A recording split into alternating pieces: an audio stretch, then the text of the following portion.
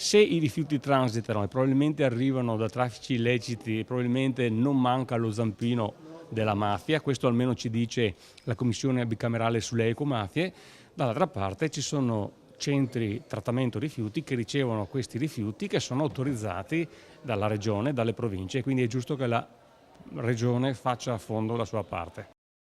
La Regione Veneto intervenga con una serie di verifiche su tutti gli impianti di smaltimento rifiuti autorizzati nel territorio. La richiesta arriva tramite un'interrogazione depositata in queste ore dal consigliere democratico Andrea Zanoni dopo il sequestro da parte della Procura veneziana di 20 tonnellate di prodotti chimici sconosciuti. Il tir che li trasportava viaggiava lungo la Romea, diretto a un impianto per il trattamento di rifiuti speciali di Motta di Livenza.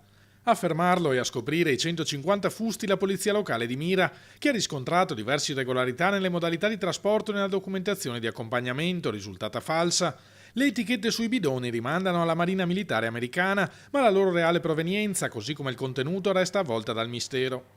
È la punta dell'iceberg quella che è emersa. Ecco perché bisogna, a mio avviso, e l'ho chiesto anche con diverse interrogazioni, fare un monitoraggio di tutti i centri di trattamento autorizzati dalla regione e dalle province per vedere che cosa sta accadendo e soprattutto per prevenire gli incendi e prevenire traffico illecito dei rifiuti. Quella degli incendi, sempre più frequenti in questo genere di impianti, rileva Zanoni, è un'anomalia statistica che non può avere alcuna motivazione lecita. Sono incendi che ormai si contano una volta al mese, ce ne sono troppi ed è evidente che non sono casi fortuiti, ma dietro c'è una regia. Ripeto, la stessa commissione bicamerale ce lo dice che questi incendi ai centri di trattamento rifiuti sono molto sospetti.